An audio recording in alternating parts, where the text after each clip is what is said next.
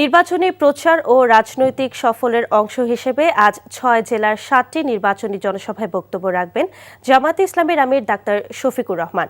এই সফরকে ঘিরে উজ্জীবিত জামায়াতে ইসলামী সহ ১১ দলীয় জোটের নেতাকর্মী ও সমর্থকরা। ৭টি জনসভায় জামায়াতে জোটের প্রার্থীদের পরিচয় করিয়ে দিবেন দলীয় প্রধান ডাক্তার শফিকুর রহমান। সকালে বরিশালের মেহেদীগঞ্জের পাতারহাট আরসি কলেজ মাঠে জনসভায় বক্তব্য রাখবেন তিনি। ইতোমধ্যে জনসভাকে কেন্দ্র করে ঢল নেমেছে নেতাকর্মী ও সমর্থকদের। পরে পটুয়াখালী, পিরোজপুর, ঝালকাঠি সরকারি উচ্চ বিদ্যালয় মাঠ এবং নড়াইল ও ফরিদপুর সদরের বোয়ালমারী এলাকায় জনসভায় বক্তব্য রাখবেন জামায়াত আমির। পটুয়াখালীর বাউফল থেকে সরাসরি যুক্ত হচ্ছেন স্টাফ করেসপন্ডেন্ট নাজিবুর রহমান।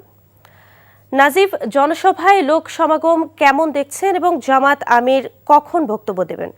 জনসভার আজকের কর্মসূচিতে জামায়াতের আমির ডক্টর শফিকুর রহমান প্রায় ৬০টি জনসভায় অংশগ্রহণ সকাল থেকে বরিশাল বিভাগের প্রায় ৪টি জেলায় এই জনসভায় তিনি অংশগ্রহণ করবেন এবং মেহেদীগঞ্জের জনসভা দিয়ে তিনি মূলত তার নির্বাচনী যেই জনসভা সেটি শুরু করে তার পরপরই কিন্তু পটুয়াখালীর বাউফলের আমি যে স্থানটিতে দাঁড়িয়ে আছি বাউফলের সেখানে এসে তিনি জনসভায় বক্তব্য রাখবেন এবং পটুয়াখালীর যেই সংসদীয় আসনগুলো রয়েছে সেখানকার যারা সংসদ সদস্য প্রার্থী রয়েছেন ১১ দলীয় জোটে তাদেরকে তিনি এখানে প্রতীক তুলে দেবেন এবং যারা নেতাকর্মী রয়েছেন জামায়াত ইসলামীর সেই জামায়াত ইসলামীর নেতাকর্মীদের উদ্দেশ্যে তিনি বক্তব্য রাখবেন এবং শুধু পটুয়াখালী নয়, বরিশাল বিভাগের আরও ২টি জেলায় তিনি আজ সফর করবেন এবং সেখানে নির্বাচনী জনসভায় অংশ নেবেন। যেহেতু আজকে পবিত্র জুম্মা, তো এই জুম্মার বিরতির পরই দুপুর ২টা থেকে কিন্তু পিরোজপুর এবং ঝালকাঠিতে তিনি বক্তব্য রাখবেন এবং তারপরই তিনি আরও একটি জেলায়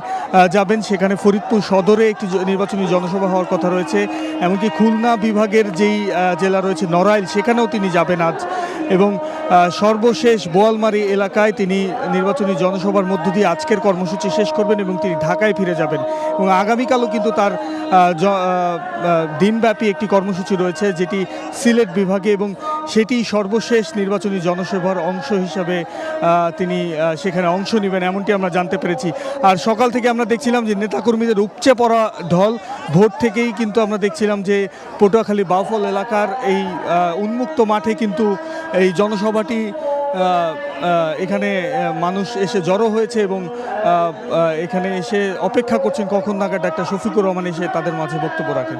তো এই ছিল আমার কাছে সর্বশেষ। আদিবা, এতক্ষণ জানছিলাম জামায়াত আমিরের নির্বাচনী প্রচারের খবর।